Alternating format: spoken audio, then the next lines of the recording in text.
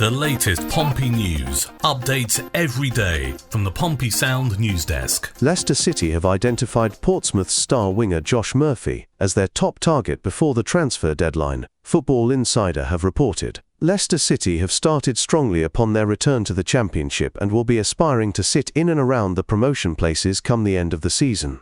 They've been dealing with off-pitch issues but are targeting more stability and sustainability.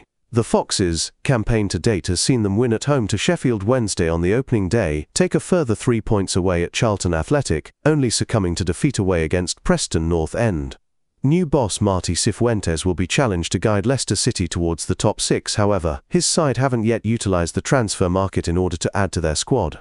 There have been a number of outgoings from the King Power Stadium so far this summer transfer window, as any talk of incoming so far have failed to materialise. However, following the recent departure of homegrown talent Casey McAteer, who has joined Championship rivals Ipswich Town, Cifuentes has identified his number one target to fill the vacant role. With LCFC hopeful of adding a winger to their squad before Monday evening's deadline, Pete O'Rourke of Football Insider has reported that Portsmouth winger Josh Murphy has been sounded out as the priority target to fill the gap out wide. Murphy was undoubtedly John Mousinho's star man at Portsmouth last season. This also placed him top of the division's assist charts and 8th in the goal contribution standings. Yeah, it's not going to happen, surely. We don't want it to happen. I don't think the backroom staff at Pompey want it to happen. I don't think the Eisners want it to happen, even if it would mean swelling their already enormous coffers by surely an 8-figure sum. I mean, if Pompey and Leicester have had any conversations about this at all, and money was discussed, the starting point as far as Pompey would have been concerned was an 8-figure sum, in excess of 10 million. Come on. They've got money and they want him. They're not shy about the fact that they've got money, and they're not shy about the fact that they're ambitious. And everybody knows that Josh Murphy has been last season one of the most effective performers in the league. And he's going to be doing it again this season. And it's hardly surprising that a club with Leicester's profile might want to at least make an effort to see whether he can be doing it in their blue shirt as opposed to our blue shirt. The only thing that lends credence to this possible scenario is that we've brought in Min Hyok Yang and Florian Bianchini, who are two players who play up front, wide on the left, and have certain similarities to Josh. Let's just hope and assume that that is cover, intelligent cover, and that Josh will be starting our next game after Preston when the transfer window has closed, and he will be out there in the metaphorical number 11 shirt against the Saints. The BBC are reporting that Portsmouth boss John Mousinho is eyeing a couple more additions to his squad before Monday's transfer deadline, but the Pompey head coach said he does not expect anything to be done before Saturday's home game with Preston North End. Mousinho added they were trying to find new clubs for midfielder Abdoulaye Kamara and defender Tom McIntyre. "We are still looking to make a couple of additions," Mousinho told BBC local radio, adding, "but there will not be anything before the weekend. So we'll be going with the same squad that we took to West Brom plus Josh Knight." Monday deadline day could be quite busy, but it depends how much gets done over the next couple of days. Deadline days tend to be busy anyway, and we'll keep an eye out to see what's going on. This summer's transfer deadline is at 1900 British summertime on Monday. Experienced midfielder Matt Ritchie left the club on Thursday to join League One side Reading.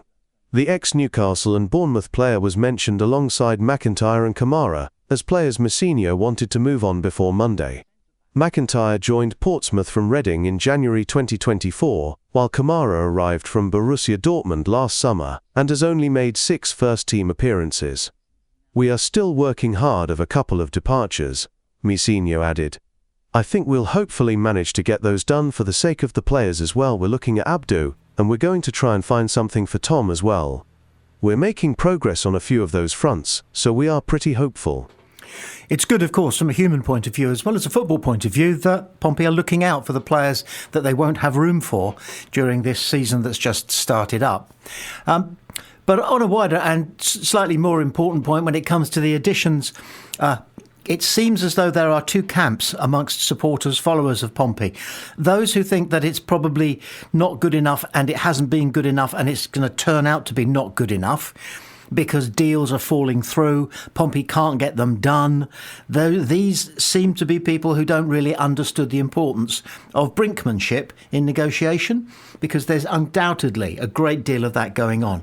Contracts are complicated things. John Mousinho has said so himself very recently. Today's contracts are extremely complicated, and everything has to be got dead right. You know, it's not just a case of crossing the T's and dotting the I's, it's crossing the lowercase F's and dotting the lowercase J's. There's a huge precision, and there are lawyers involved, and and agents, of course, and the players themselves. And it's got to be got dead right. And if there's a clock ticking on it, it can benefit one side or the other, or it can somehow benefit both sides, because it can't go on forever. At the end, a decision has to be made, and a fountain pen has to be handed to somebody, and he is told to sign there where we've put a cross. And that will happen. And we may not get the announcement until just before or even just after the transfer deadline, the transfer window, I beg your pardon, closes. We can only try to regard it as exciting, as John Mousinho himself says elsewhere, is exactly how it impacts him. Pompey manager John Mousinho has revealed he actually thrives on the transfer market challenges facing the Blues, even as Monday's deadline looms. The gaffer speaks with genuine enthusiasm about working within tighter financial constraints compared to most championship clubs, seeing it as an opportunity rather than a limitation.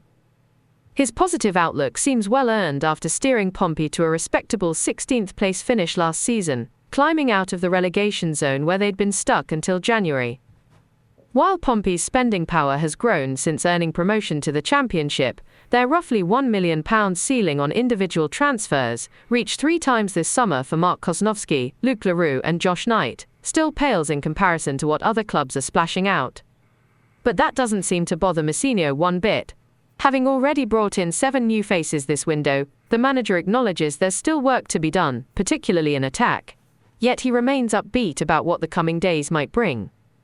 "We're feeling pretty good about where we're at," Mousinho told reporters. "We've strengthened well in certain areas, though there's still a bit more to do. Working within our means is just part of who we are as a club, and honestly, I find that exciting. It pushes us to be smarter, to get every last drop of value from what we've got." Speaking to the News, Mousinho made it clear that the satisfaction comes from consistently finding ways to punch above their weight in the transfer market. It's a challenge he clearly relishes rather than resents. The success of Pompey in bringing in budget players.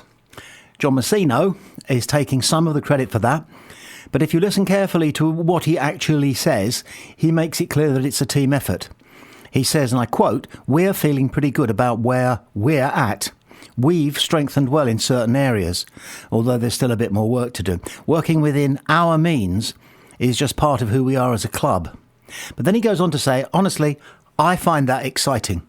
It pushes us to be smarter, to get every last drop of value from what we've got." So you can hear the diplomacy in all of that. And it's always important to remember from time to time that unlike any other head coach, professional football manager, professional player, probably in the recent history of English football, only one of them had an alternative career path to football as being a corporate lawyer. That was where John Mousinho was heading before Brentford picked him up, or rather his family targeted Brentford and got him in there. And they had a look at what was going on with John Mousinho. He'd been in America for 4 years where his football talents weren't particularly tested or even trusted, because there were times, I gather, when he couldn't make the Notre Dame soccer team. But once he got into professional football, he made it work. And he clearly loves it. But he could have been a lawyer. What does that mean? That means he's got a brain. John Mousinho has a bigger brain than he lets on. And that means that he understands the politics and the diplomacy of high-level activity. And the high level of activity that he must be looking at is being with one of the top Premier League clubs, let it be Portsmouth, and or beyond that, manager of the national team. There's no question about the fact that he has now got on an awful lot of very, very sophisticated radar installations, including the Football Association. So when he says that he finds it exciting to work within a restricted budget, he's not only sending out to his colleagues in the recruitment team the fact that they too should appreciate and enjoy bringing in players for next to nothing, or sometimes nothing, that turn out to be, gold-plated championship players. That's a credential for the whole of the recruitment team. But as far as John Mousinho's status and kudos in the game as a coach goes, when other clubs realise that he's able to do things with a fraction of the budget that their team enjoys, then his status is pretty soon going to go through the roof. Are we in danger of losing him? Of course. Of course. Do you think the phone has already rung for permission to talk to John Mousinho? Of course. Of course it has. Yeah, it's been going on almost since he set foot in the building, when people saw his interviews, heard how he worked, recognised that this bloke is a little bit special. And he is. And he's ours.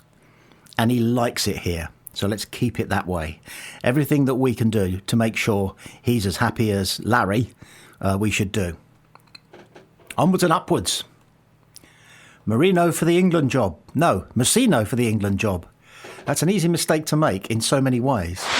Paul Heckinbottom was asked, have Pompey improved since last season, or much the same? The same, yeah, but they're trying to evolve. I still think the good thing is they're keeping the same threats in how they want to keep the ball and build. John Swift's come in to do that and play in a deeper role than probably you guys have seen him over the last few years, when he's played as a 10. He's getting more involved in the build.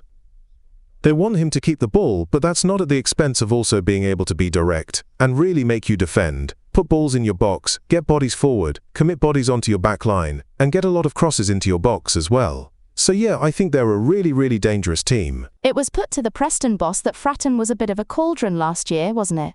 Yeah, watching it back, how much they got after us, we just played into their hands. We actually kept the ball and passed the ball really, really well. But it was as if we were counting the passes and we were just doing that until they took the ball from us.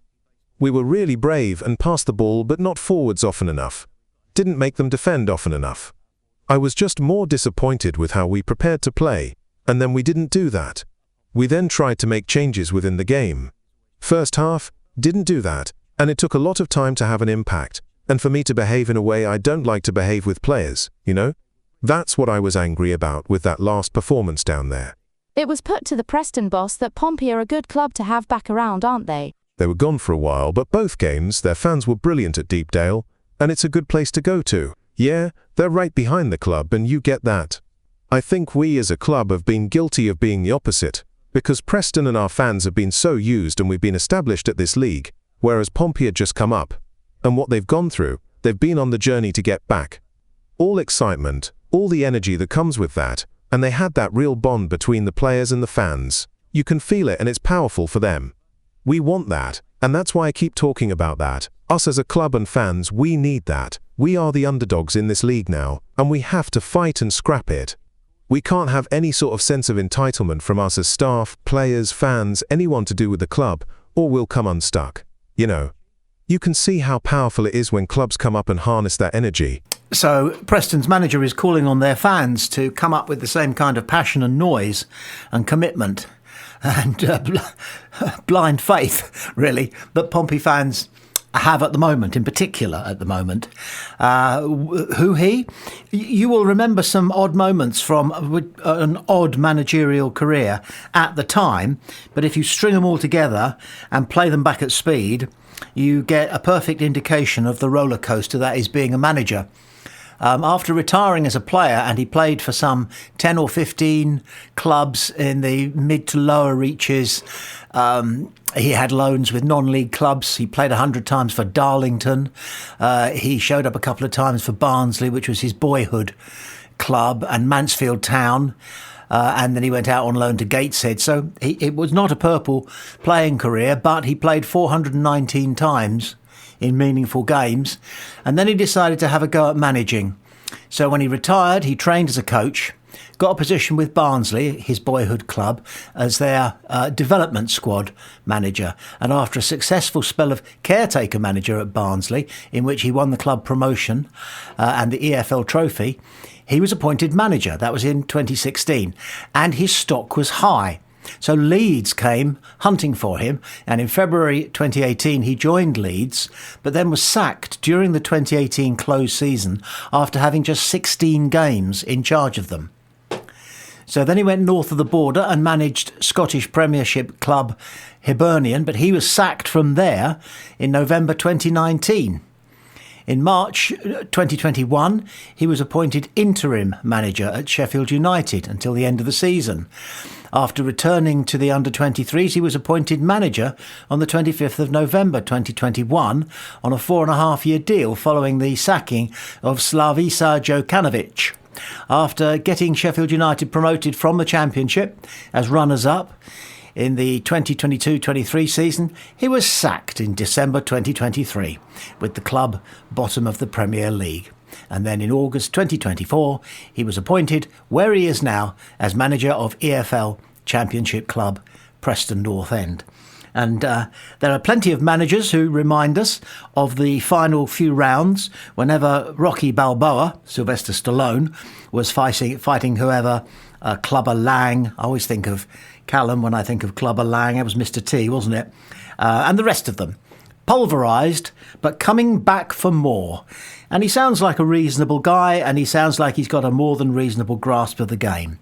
So we wish him well, except, of course, at 3 o'clock on Saturday afternoon.